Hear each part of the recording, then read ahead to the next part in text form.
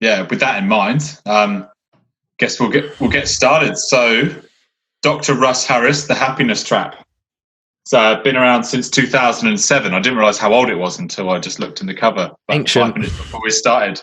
Ancient, yeah, a long time ago. But yeah, again, this is one of those books that I read, probably about 5 years ago, and kind of read it maybe a bit too quickly and just kind of like smashed through it and picked up a few things along the way. But then in reading it again this week, it's just a really helpful reminder. I feel like it's one of those books that's definitely worth having on the shelf because it's something you can always go back to and a little tune up if you've ever forgotten some of the skills or ideas from it. So I'm definitely grateful to read it again, and also with in mind doing this chat as well. So help me consume it in a new way. Yeah, as all these books have. Yeah, I did this course in acceptance and commitment therapy in, I want to say maybe 2013, 2014.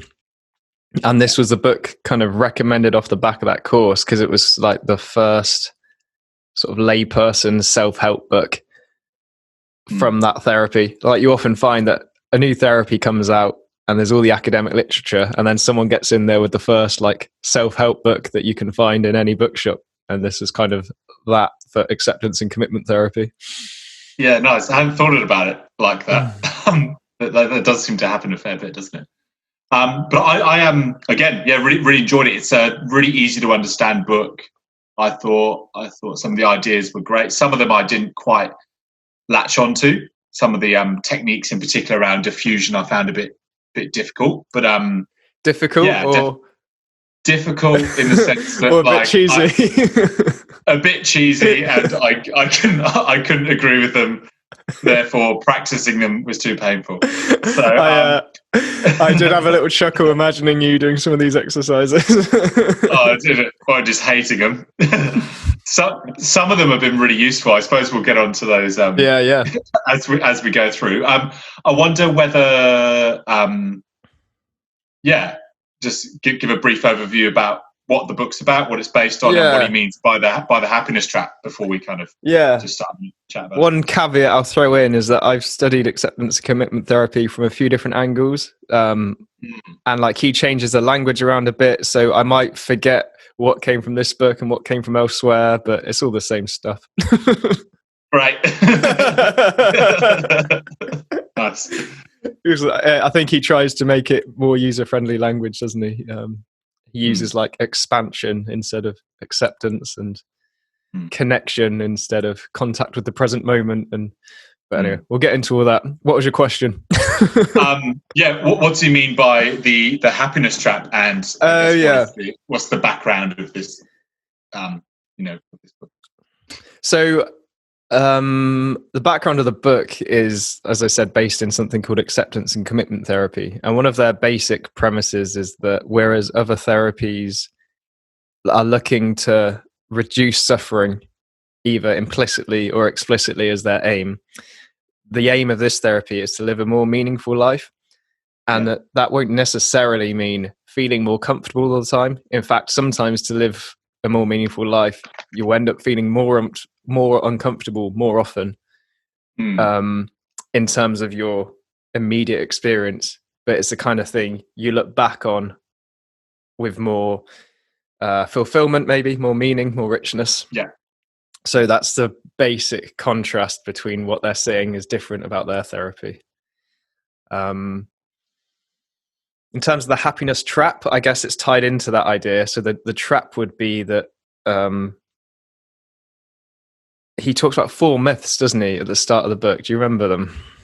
Yeah. So I'm not going to remember absolutely all of them. So I think I've got them around. One is one of them is that happiness is normal, whereas he makes the argument that it's not normal. We weren't humans didn't grow up necessarily to be happy. We grew up to like be on edge and be ready for danger, right. And that's one side of it. Yeah, that's a good point. Okay, so the basic medical model, when you think of health in general, talks about like health being a natural state of being human. Like that's the equilibrium we're looking for, and when we are sick, that that's something to be steered away from and back to health.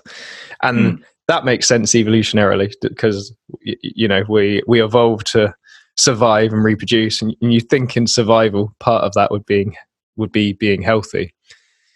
But he's saying the medical model is kind of, when you move that into psychological, the psychological realm, that health and happiness aren't the same thing. Just because we evolved to survive and reproduce doesn't mean we evolved to be happy.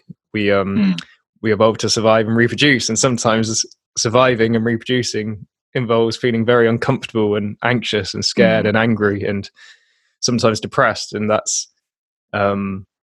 not abnormal. That's part of the state of being human that we have to contend with.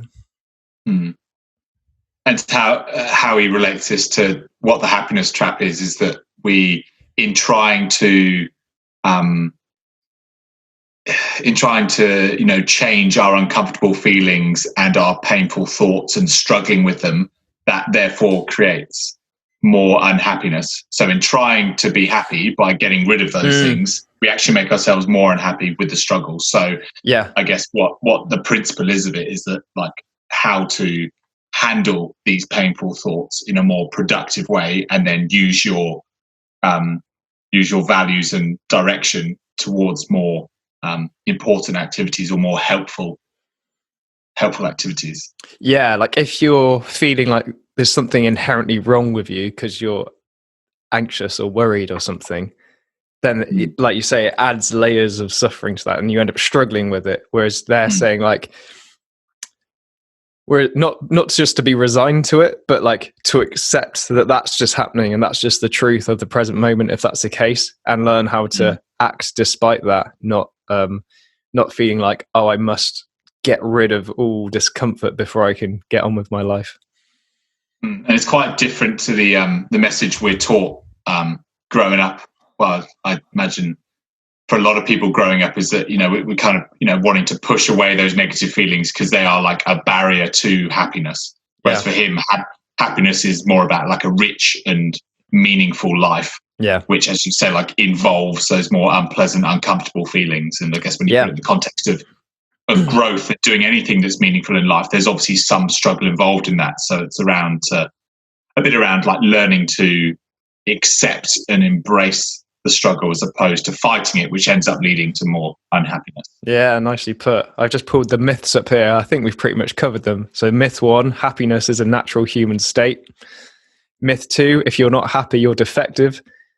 Myth 3, to create a better life, we must get rid of negative feelings. And myth 4, you should be able to control what you think and feel. I think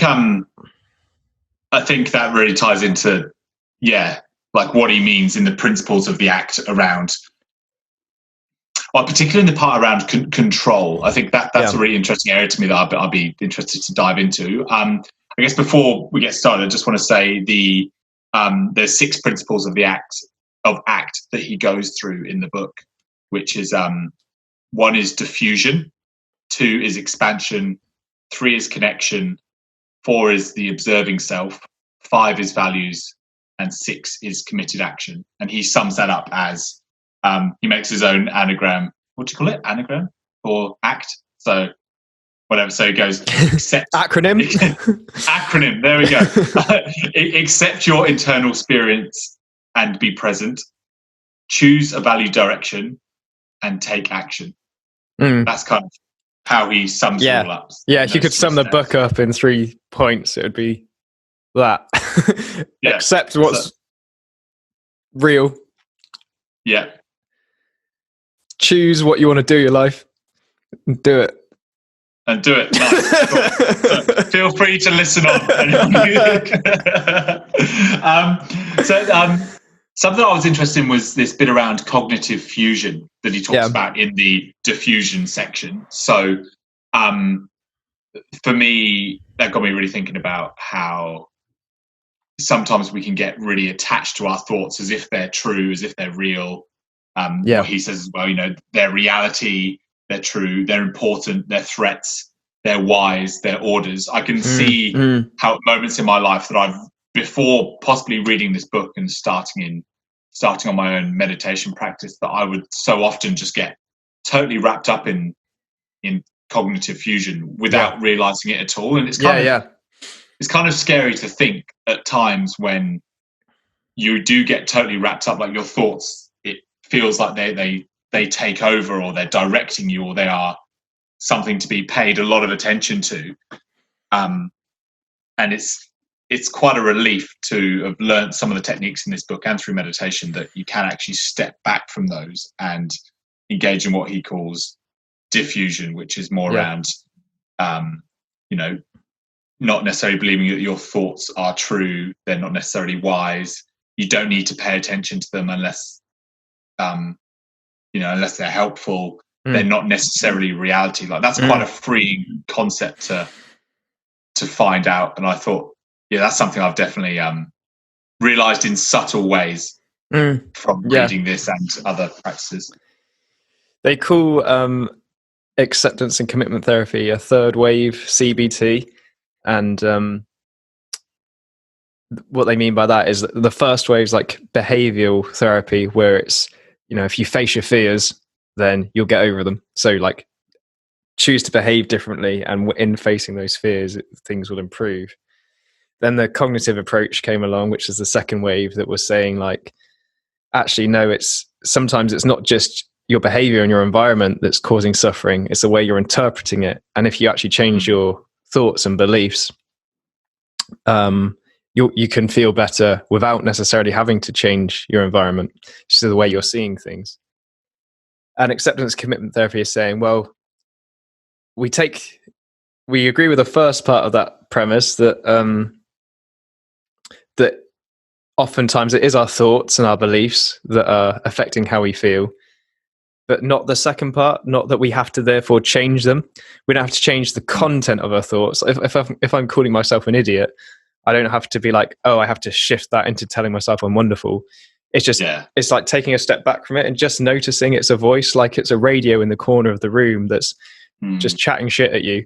And it doesn't have to be real or relevant or important. It's just a noise, and like, you don't have to engage with it. It doesn't have to be your reality. Like, so fusion is when it is our reality, and then defusion is kind of stepping back from that and just seeing it for what it is, which is just chatter in the skull or images in your mind.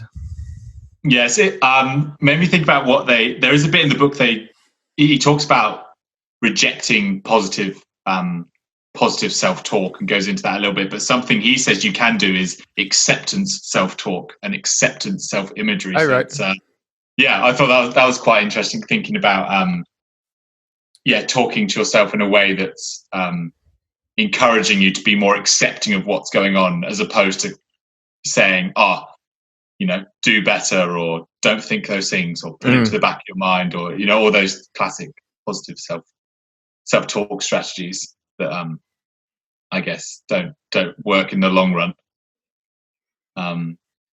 He describes in cognitive fusion that thoughts are words, images are just pictures, and that sensations are just feelings inside your body, so sensations, emotions. I thought that was, although it's quite obvious, I thought that was quite a useful way of thinking about it whenever I'm trying to diffuse a certain thought, thinking about, what is it that I'm experiencing? Is this an image? Is this just a sensation? Or is this a thought that I'm having, and approaching it on that basis? Yeah, I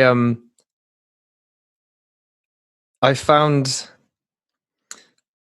so I'll go into something which other people might better relate to. So I found that with my like psychological sufferings or neuroses, or whatever you want to call them, like, I don't have much inner chat with them. My inner chat, when I do have it, is usually quite neutral and around, I don't know, stuff I'm learning. But when I'm triggered by something, I don't usually reinforce it within a chat. It's usually, I usually maybe dissociate a bit, and I just feel it in my body. And so at first, I think the diffusion, especially with language, like inner language, wasn't, I didn't relate to it with my suffering. Like, so let's say I was feeling some sort of shame.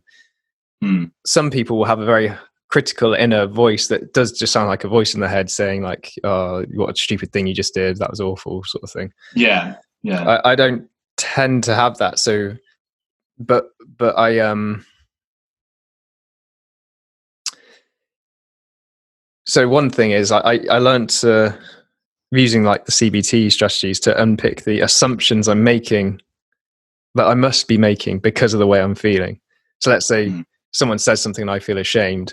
I don't have to have an inner narrative to work out the assumptions I'm having in that situation, that like their opinion's important, that I can read their mind, that all that sort of stuff. And I can still kind of learn to diffuse from that, even though it's not an inner voice. Okay, so you're diffusing the inner assumption as opposed to a narrative that's going around in your head. Yeah. But then with, say, meditation, when I'm feeling fine, I will have a lot of stuff going on in the chat, like, oh, what am I going to eat later? Or what do I want to do the rest of my day? Or just memories of the day before, or something like that. And I find just saying that one of the first strategies he offers is just saying, like, thanks, mind. So it's just a way of stepping back and being like, cheers. Cheers for that bit of content you're throwing at me. I don't need to do anything with it, but thanks. And then I find that when I'm meditating, I find that I use it all the time as like a helpful way just to step back and into what I'm doing, my breath or my body. Yeah, something example I have that really stuck when I first read this book. I remember this has stuck with me ever since then. Yeah. I tend to plan a lot and organize, and I like lists, and I've got my diary and I've got my things I like to do, and I just, in particular, just very, I guess, conscientious and just orderly like that. And I found there's a point I was starting to, I guess, plan probably more than what was healthy for me. So I was always thinking about, what's next, what's happening tonight, the order of things, times, getting a little bit obsessive with getting stuff done by a certain time. So what I noticed was that when I'm starting to plan, in my head, I'm starting to go, okay, what's happening tonight? What have I got to do? What's happening after this? Using one of the diffusion strategies of going like planning, like saying to myself, okay, this is me planning now. So what I'll do is I'll go, okay, if I'm having all these thoughts and it feels so important to me that I need to plan what's going on tonight, I'll take 5 minutes and I'll sit down and I'll plan, like compartmentalize that amount of time, which I thought is really, really useful. I think in a lot of other ways, a lot of the diffusion strategies he talks about have really subtly like crept into my life without being so overt. Like I'll notice if I'm just getting a bit carried away with a thought, for example, planning is one of them, where if there's like an image going around in my head, I'm able just to go, okay, that's an image, that's a thought, that's here's a feeling that I'm having. It's I suppose in naming it kind of it catches it before I start to fuse with it and become totally overwhelmed. And 2 days down the track and it's still on my mind or something. Yeah. No, I really relate to what you're saying. And I think because I don't know, I assume I recommended this to you after doing that course I did. No, I think I got recommended by someone else. But I remember you talking about it after I bought it. But that's all right. Sorry, mate. No, I recommended it to you. I'm not having this fight. No, I know Axe has got quite big in Australia, right? Probably more so than anywhere else. And Russ Harris is Australian, so yeah, he talks about Tim Tams. I was like, I had to the moment I saw Tim Tams, like a chocolate over here. Like I googled it, and I was like, yeah, it's not in my edition, mate. It must be in the edition you got over there. Oh no! Do they change it? That's awful. Different audience. Assimilating. Cultural appropriation. That's it. No, okay. I accept that you might have heard this outside of me. That's okay. I can handle that. I may have been wrong. All right. But I do remember us talking about it, and like years and years ago. I don't know if you did a module in an app or something, but I remember you said we did some. Yeah, we did a lot. And when I was doing my Cert 4 in mental health over here, we did a lot about acceptance and commitment there, in particular working with was mental health, alcohol, and other drugs. So we talked a lot about. Actually, I remember going into work once when I was working at a drug and alcohol rehab and bringing in the urge surfing that he talks about a bit later in the book. And I remember like writing it up on the board and like talking 3 clients through it, going like, when you have an urge to use drugs or smoke a cigarette, like here's the here's something you could use, like observe the urge, watch the breath, going through the different sequences and redirecting yourself to something more valuable. So I think ACT is useful in a number of different areas as well. Particularly, I guess, in addictions. And I'm wondering also how I can bring it into my current work in mental health as well, because I know they run a acceptance and commitment therapy group in one of our community centres that's linked with the hospital. So anyway, I can just see how its applications quite far-reaching. Yeah. So what I was saying on the back of your last point was like, I think we probably consumed this stuff like 4 or 5 years ago, and I think, as you were saying, I related to this idea that I've probably integrated a lot of the principles quite subtly and maybe unconsciously now. That when it came to doing this podcast, like thinking about sort of significant stories or personal examples was quite difficult because it's so sort of subtle. It's just like little things like bringing yourself back to the breath occasionally, or like noticing you're lost in thought and just coming back, or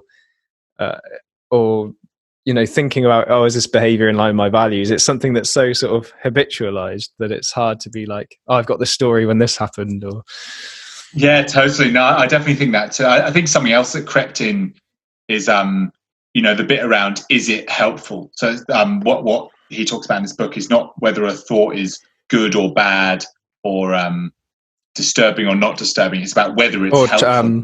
Or true or false. So it's off the back of cognitive therapy, right? Because in cognitive therapy, they're constantly getting you to see, like, is this rational? Like, what's the evidence for this thought?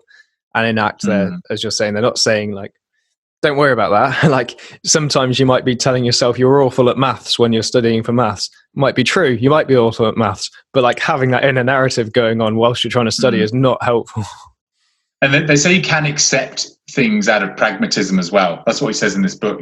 That's a perfect example of, like, it's probably quite helpful for me to know that I'm bad at maths, and that's a helpful thought, even though it's, I guess you could class that as a negative thought, because it's, it typically wouldn't be seen as helpful. But actually, if you kind of accepted that, and it might spur you on to take more valued action. So there's a gap between where I am and where I want to be.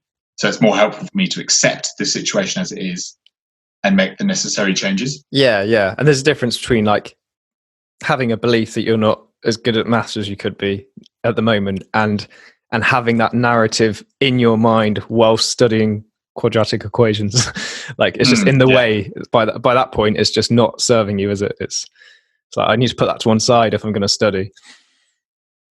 And particularly the bit around whether a thought's helpful or not that's been difficult for me to accept, I found, because there's times where I want to wrestle with logic and try and justify a situation. If I'm unhappy about a particular situation or something's troubling me, I typically, and sometimes I guess, will like wrestle with it and try and justify it with logic or reason, or try and make myself feel better from that way around. Whereas actually the times where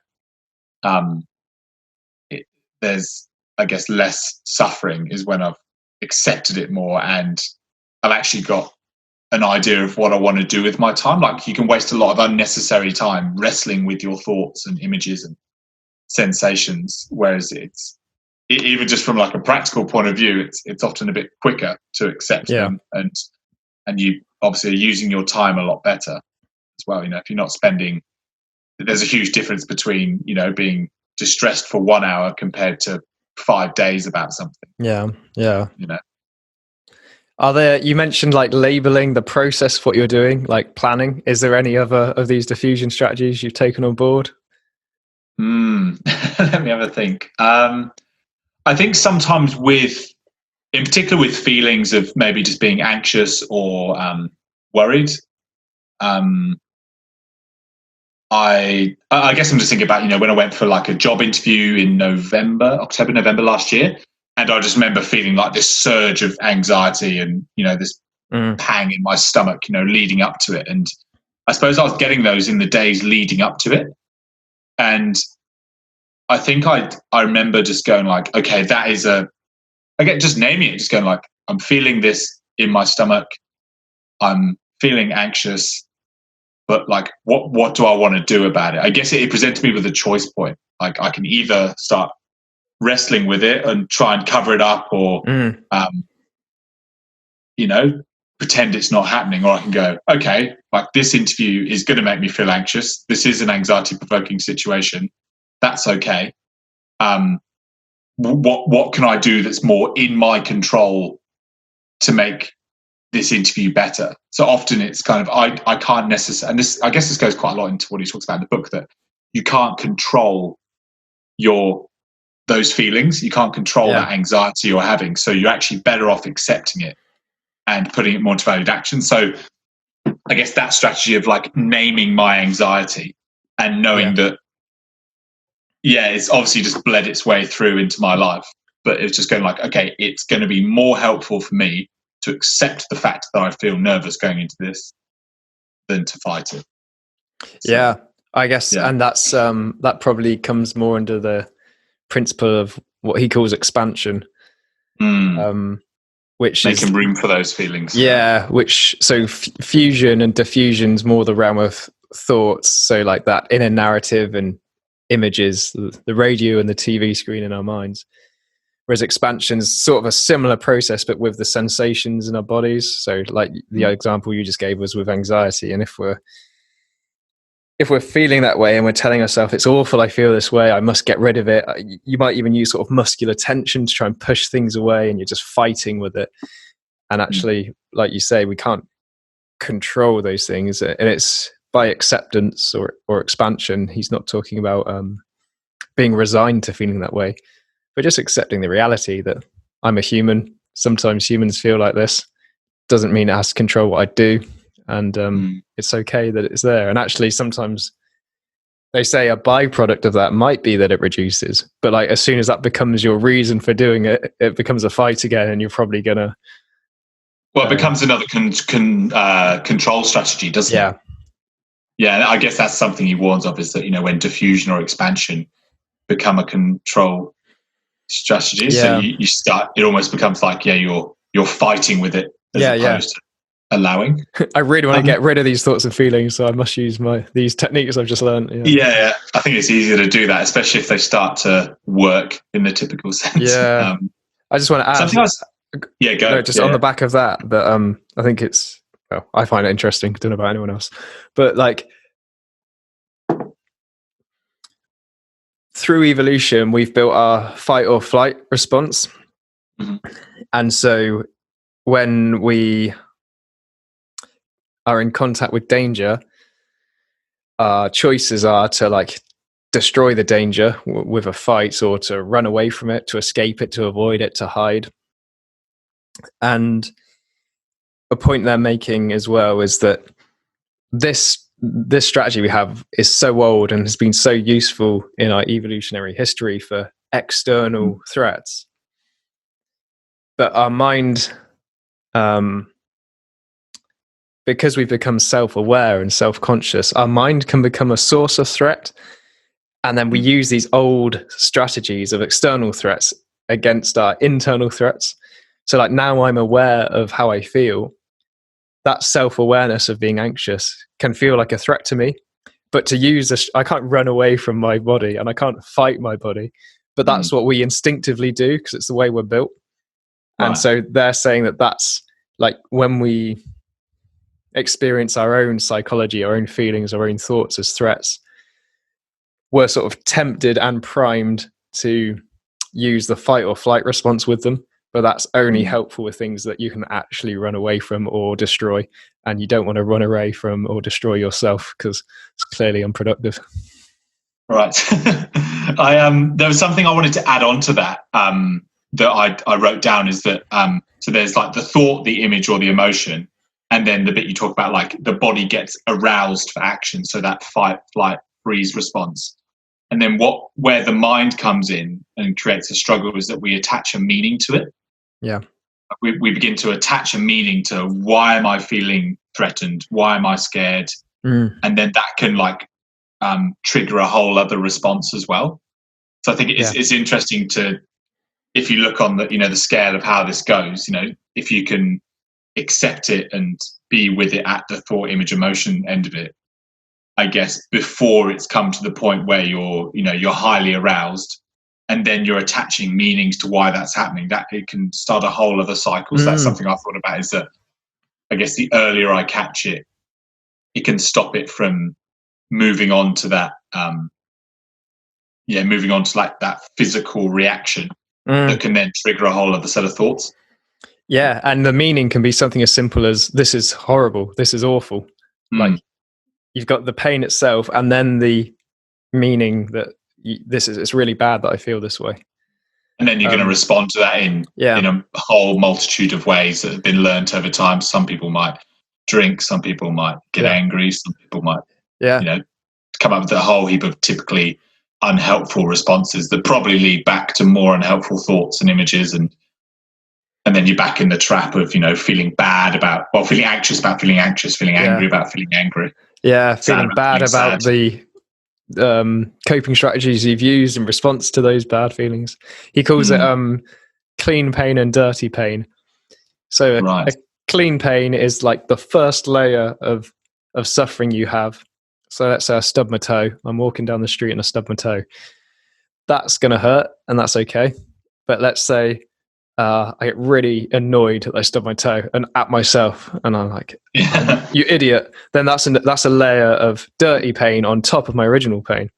And let's say someone saw me and I now feel embarrassed and ashamed that I just got angry at myself in public. So now I'm feeling ashamed that I feel angry that I stubbed my toe. And then it can easily happen though. It's funny, but it can so easily happen. I think it's I guess what this has made me do is, like, this book, in reading this again, made me pay really close attention to my experience, especially when I'm getting I haven't stubbed my toe this week, but if I felt like I did something wrong at work, or I felt a bit embarrassed, or I think I like hit my head on the shelf or something. I got like, I've been really trying to watch those experiences and how it can develop. And it's brought a whole new level of curiosity, which is actually quite fascinating. And it's really interesting to learn like how you react in certain situations. I think if you can learn to love this process and learn to love and enjoy whatever comes, it's absolutely fascinating to see like where your mind can go, like when you stubbed a toe. It just reminded me of the opposite. As you were talking then about hitting your head, I was in Greece with a couple of friends, and one of them I think pulled the like boot door down on Harry's head. And so Harry was still like getting something out the boot, and Dan like I think it was that way around, and pulled the boot down. It like smacked him on the head, and he was just smiling and carried on doing what he was doing. And Harry, you okay? It's like, well, yeah. I mean, it hurt, but it's fine. I was good. He just wasn't annoyed at Dan. He wasn't like, just had no emotional response to it. So it was just a bit of pain. It's okay. I think it is really fascinating to think about what extra level of suffering you can add to a situation by your reaction to it. Like, obviously in that situation, if if Harry's then gotten really annoyed and just, I guess, overreacted, it could damage the relationship. And then if he storms off or something, it's kind of there's no end. I think I guess, even to jump to the end of this, like, it's just brought a new curiosity and a new interest to me when I guess I'm catching myself a lot earlier in the sequence. I reckon this, so we've gone from diffusion to expansion, and what we're talking about now is the principle of the observing self, which is this idea that you can relate to yourself as your thoughts and feelings, or you can witness that and identify with the witness as who you are. It sounds a bit perhaps woo-woo for those not in the Eastern tradition side of things, but like that you can witness yourself and associate yourself as the witness, not the pain, not the suffering, not the thoughts you're having in your head, but those things are almost they're not you. They're just stuff that's going on. And inherently the witness, like the bit of you that can feel your anxiety and notice it, the bit of you that can notice the thoughts in your head, that because you have something that can notice that thing itself isn't suffering. That thing itself can't be judging, because a judgment's a thought, and you can observe thoughts. And so there's this sort of ever-present self-observer you have, which is non-judgmental and not in pain. And that's the bit. Yeah, that stood out to me a lot, that observing self isn't judging the situation, it's just simply witnessing it. And I guess if you can connect a bit more to that, then you obviously will see things a lot clearer as well, especially if you've done that expansion and you've allowed yourself to see your emotions or thoughts as they are. You've got a clear picture of them. And then from the observing self, you can you've taken that step back and you can just watch them be a bit more transitory. Whereas like if you're if you're fused with your thoughts and emotions, you're often wanting things to be different, or you're too close to them, so you want to get away. Whereas if there's already that distance, you can see things for what they are.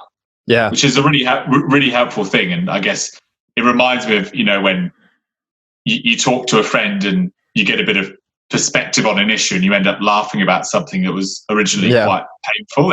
I always draw that connection between the two, like being able to get that perspective, that bird's eye view. And I think a lot of like self-help psychology books now talk a lot about that, like getting that, stepping back and creating a distance from your thoughts. Well, all these third wave CBTs kind of nicked a lot of Buddhism and pushed it into their model, and now it's all full of mindfulness, isn't it? Which isn't a bad thing, but it's an observation.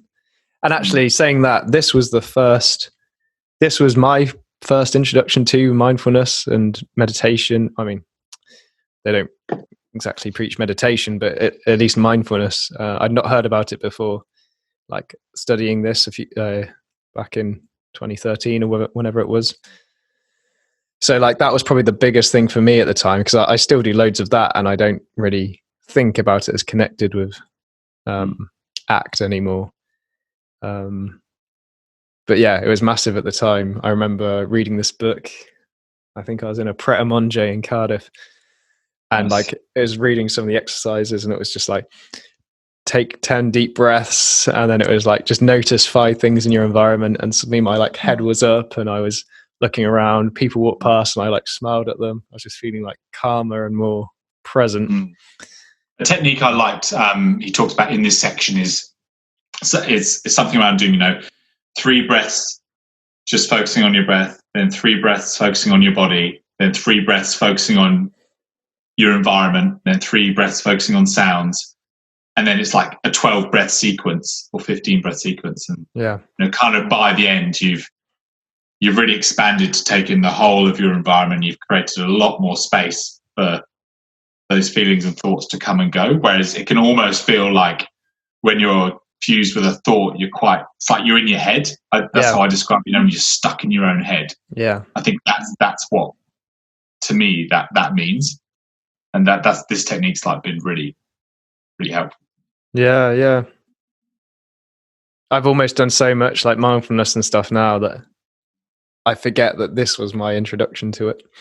I think that too. I definitely feel like in reading this again, I'm like, I know this, and it was nice to see how it like subtly has played into my life. It's not like a big, miraculous, huge change. Like all of a sudden I'm just able to accept absolutely everything. Like I still struggle, but I guess the fight's a lot less. I guess there's a lot less fighting with it. Yeah. And with struggle switches off. Yeah. with the fusion, I know I said earlier about like thoughts that maybe induce suffering or something, but even just neutrally being in your head a lot, like I think it's one thing I think I learnt originally from this was that I was off thinking all the time, and it wasn't necessarily anything bad like this self-criticism or anything, but it was just thinking, and it's like even if that's all neutral and fine, and sometimes they're enjoyable daydreams or whatever, it's I think it's just good for you to. There's nothing wrong with thinking. I enjoy thinking. I think it's great, but not 100% of the time. Just to experience as well and be in the present moment and taking in your environment and the sensations. I think you need to do that every day, really. Like, I don't think it's good for you to stay in constant cognition. Otherwise, all you have to think about are thoughts. Yeah, I think that's where you can feel kind of a type of exhaustion that's not physical. It's, especially in maybe if you've overworked or you're having to do really highly stimulating things constantly. There's like no space for your head to breathe and just to be. And I think that's what I miss about living in nature. You know, where we grew up in Somerset. I think there was something in that kind of I had on a daily basis. You know, just being in a quiet countryside village. Like, I'd always just get some sort of sense that there was some stillness or some, like, a nice big field near me or something. Whereas now I can feel even a bit like my environment's kind of pushing in on me a little bit. And definitely that connection to nature and to your own body is something that, I totally agree. You know, something that to integrate that into your daily life is really important. Yeah, especially as you say, when living in cities where like everything around you is the product of thought, right? All buildings and streets and traffic lights, like they're all thoughts that someone had and has created. And sometimes just being in nature where you're just around things that you're related to, like genetically, and that are natural and not man-made, can sort of induce that sense of connection without even having to use any exercises. Do you think technology's had a big impact on us at all in terms of our ability to accept and choose, like in relation to this, choose valid direction and taking action? I can see how it distracts us from being able to accept our internal states, or like we're easily distracted. You know, at the moment we feel something uncomfortable, people might pick up their phone, and it's just kind of, there's that. Yeah, it's another flight or avoidance strategy that's always literally at hand. Whereas it might, we might have just been more confronted with having to sit with ourselves more often than we are now. Like, and also your values might be pushed onto you a bit more through technology as well. You know, images of how to look or where to be or what to do. I suppose in regards to like taking action as well, I suppose like if you're on your phone all the time, or you can cancel events or not go to stuff, or you might be less likely to take action if you're more connected to your technology as opposed to people in the real world. Yeah, and even like when we were younger, although we had TV, like it did end. You know, there was like an 8-hour cycle, I don't know, maybe from like midnight to 6 a.m. where it just streamed teletext, and lots of the TV that was on was just crap and boring and full of ads. So it's like even that wasn't a massive distraction. There's only so much like soaps and game shows you can like really distract yourself with, whereas now you have like really high quality programming at any time you want, which like because everyone's always recommending the next amazing show, and I believe them that it probably is amazing, but it's just too much. And we have this constant way to distract ourselves, which it almost gets a bit boring to talk about, doesn't it? Technology, because it's like I almost just accept that it has come with a load of negatives and obviously positives like this, but So there was one thing I wanted to chat about in particular in regards to this, and it was around, it might be taking a couple of steps back, but it's around, for me, sometimes I can get a bit caught up in indecision. So I guess deciding, you know, whether a belief, a thought, or an image I have is helpful, and then I guess comparing that to like my values, wants, and needs.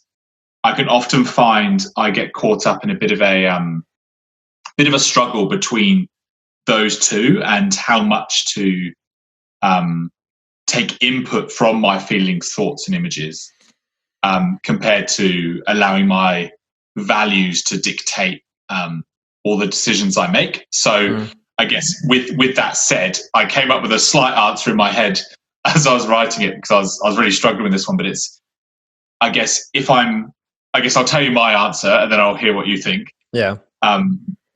Is that if I can see my thoughts, images, urges, and emotions clearly for what they are, then I'm able to make a better assessment as to whether those things are in line with my values and what I want to do with my life and the decisions I want to make. Whereas when I can't see them clearly, I get caught up in a bit of a mental battle trying to either justify them, work out if they're true or not, and allowing them to take over, which in the end, I guess, affects me from making effective decisions in line with my values.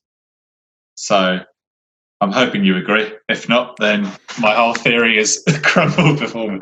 So, okay. Nah. I'm still processing it. So let me repeat it back and see if I've got it. So you're saying that sometimes, like, you like the principle of deciding whether thoughts or sensations are helpful or not. And that if they are helpful, that means they're in line with your values. And if not, they're not. And you can diffuse them and do something that's more helpful. But sometimes you have thoughts and feelings where it's hard to actually decide, are these in line with my values and are they helpful or not? Yeah. And then you're struggling with that decision. Was that the problem? Yeah. And also, I guess how they relate to like my values as well. Like. And what was the solution, or what was the way you think you resolved that? That I think if I can just see my thoughts, feelings, emotions, urges clearer, and for what they are, I'm able to make a better decision as to whether they're in line with my values. Okay. And how would you see them clearer? It's clear through, I guess, diffusion, expansion, right. Yeah, connection. Like taking a step back from... Taking a step back, because I think when I get too wrapped up in them, it can really affect decision making in particular. Yeah.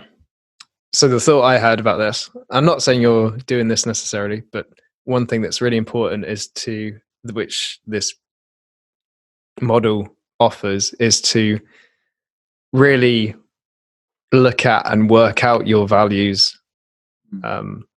And don't do that whilst under stress or pressure or fused with thoughts or suffering. Like, you need time outside of all that mess to sit down and think, what's actually really important to me, and gain clarity on that, so that when those points come up, you've almost I know my values so well that it's easier, not necessarily easy, but easier to decide whether these are helpful or not.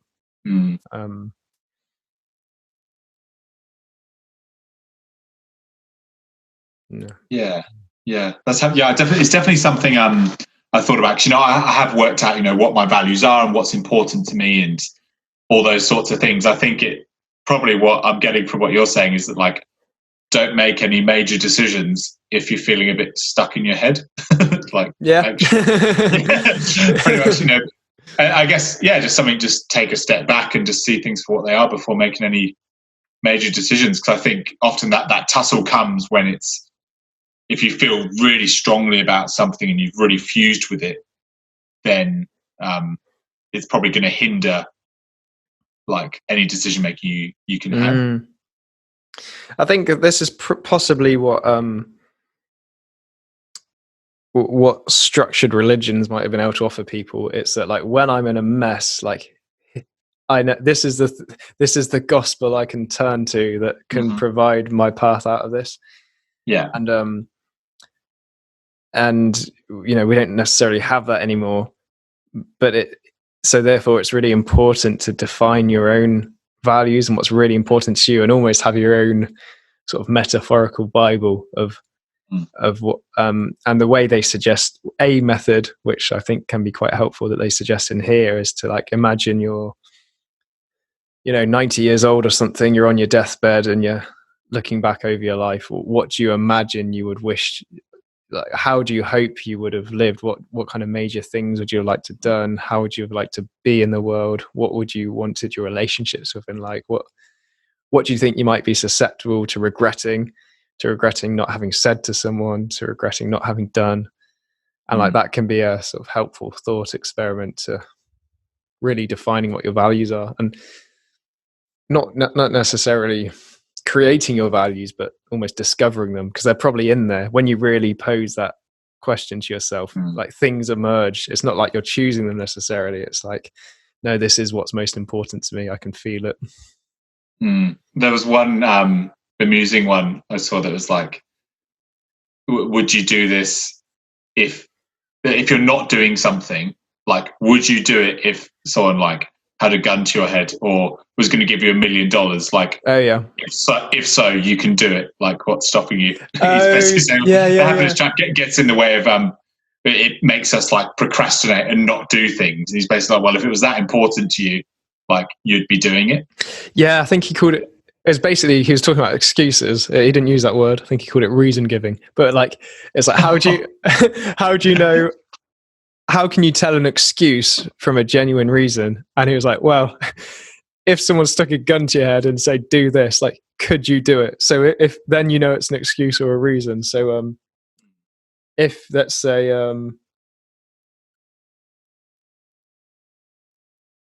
you broke your leg and you had 2 broken legs and someone stuck a gun to your head and say like run a marathon, you just couldn't, like, and like that's. But if you woke up and you were feeling a bit tired and you didn't want to do the run that you said you'd done the night before, if someone stuck a gun to your head and said go on that run, you could do it, right? Yeah. He makes a difference between goals and values as well. Oh yeah. So in this particular session, goals are short-term things, whereas values, is more about like the journey and progression and growth, which he ties up the book quite nicely as well. I think values comes at a good time in the book, because it's it almost feels like it is like the bedrock before you can take committed action. Like if you don't know what you want and what's important to you, then you can't really carry out the commitment part of it, which is committed action towards valued activities, and therefore that's like creates a meaningful life. So I think it's really nicely split up the more I think about it. Techniques to diffuse and overcome thoughts, or not overcome them, but accept thoughts, and then have some values with which you want to act on. Because when it comes to those choice points, you're going to want to redirect your energies to something more meaningful rather than using your energy getting caught up in the same cycle. We've used the phrase choice points a lot when we've talked in these podcasts, and for me this is where I first heard about it in acceptance and commitment therapy, that when you get to a choice point, that then you can diffuse, you can expand, you can connect to the present, you can decide what your values are, and then you can take committed action rather than the road of the path of least resistance, which is usually the fight or the avoid or the hide or the procrastinate or whatever it is. So it's interesting that we've used that quite a lot, but for me this is where I heard about it. I like something he says in that final chapter about like being willing to take action and being willing to commit to something more meaningful is black and white. It's yes or no. You can't half be committed to doing something or half be committed to not doing something. It's like either you're willing to take that action and cast a vote for yourself. That's why I drew a bit on Atomic Habits, or you're not willing to face it and confront it. I thought that was good. It was kind of it's like making that real switch to going, okay, I'm choosing to like face this head on and put my energies elsewhere, as opposed to kind of half-assing it or half trying. There's a black and white thinking gets a harsh rap, doesn't it? But that's sometimes things are black and white. Exactly. Very closed mindset. I want to build on this values and goals idea. I think it's really important. So values can't be ticked off a list, whereas goals are like can be, and if they're well formulated, they should be able to be ticked off a list. So I might have a value to say, be a good friend. You don't get that done and then not have to do it anymore. Like as long as it's a value, it's something you're always wanting to work on, right? Whereas within the value of that, I might be like, oh, cool, Will. Or if to make that a SMART goal, which I think they go into, would be sort of like on Thursday at 7:00 for half an hour, have a phone call with Will and make sure I ask him about this thing he said he was doing this week. So make it like specific and measurable. And then once I've done that, I can tick that on the list and say, yes, I've casted a vote towards my value of being a good friend, which is more like this North Star that you're always following, but you're never going to tick off unless you decide it's not a value for you anymore. Something it made me think about was in regards to my habits, because I know we've spoken a lot about that recently. I've got like my morning routine and things I like to do each day to, I guess, maintain health and well-being and stuff. And then I guess I was thinking that I've been doing these habits for pretty well for like the last 6 weeks or so. Yeah. But I reckon at some point over the last couple of weeks, I kind of lost the why. Like, what are my habits for? What what values are these in line with? So it's encouraged me to like go back and revisit those and go, okay, like these are the reasons I'm doing those habits, because they, in an ongoing way, help me to live out those values. Yeah. And I guess it's goals are important, but I think values are, really what should guide those, and is more of an ongoing thing. Like I guess in forgetting, well, this reminded me that, which was great. I'm glad it did. That's awesome. No, I feel similarly. I think we both had a bit of a boost when we talked about habits, and I think I've been doing a solid morning routine for 6-7 weeks, and the last week or so, it's like I noticed, a few of I'd be getting up a little later, a few of the habits I would skip. It's like, I think you're right. It's that re-attuning to your values and the why. Because actions and values have to be in sync with one another, and you can kind of get lost in the actions and forget the values. It's probably why in religion, like say in Christianity, you would go to church every Sunday. It's like a chance to re-embed those values once a week. And maybe we could do with a structure to help re-embed our values more consistently. I think that's where like reflection comes into it, doesn't it? Weekly or monthly reflection, looking at, have I been living in line with my values? And I suppose it can be a difficult one to track sometimes, whether you've been, like, habits are almost like the way of tracking whether you've been living in line with your values sometimes. I know that's not it entirely, but I think that's my way of, proving to myself that I am trying to live in line with my values, whether it's healthy. If I've been to the gym 5 times in a week, like that's me being able to look at it and go, okay, I am the sort of person who's living in line with my values. Whereas if I can say I haven't, then that might raise a question about, okay, what are the consequences of me not living in line with my values as well? Yeah. So what are the consequences if I don't live in line with my values? Yeah, exactly. Yeah. It's an interesting one. I thought that was, in particular around like creating a life I want to live. It gets me thinking about the sorts of things that, thoughts and images and worries that kind of stick with me a little longer, ones that, around particular issues don't seem to I can't seem to shrug off as quickly. And that makes me think about, what can I do in those moments, to live a more meaningful life, or, create the life I want? Like, do I want to live a life where I'm kind of, trapped by these certain ways of thinking, or this certain anxiety, or worry? Whereas it's quite a satisfying notion to know that, like, I could accept that and put my energies towards other things, knowing how much energy those worries do take.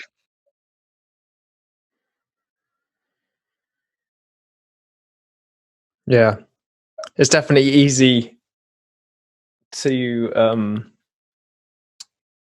lose sight of other values when something's like playing on your mind, right? I remember was it last podcast you said about a time where you weren't feeling great, but regardless, you knew that like so long as I make sure I'm exercising, I'm planning my 8 hours, I'm eating well, that's going to like carry me through this, and that would be the easiest time to drop all those other values, right? When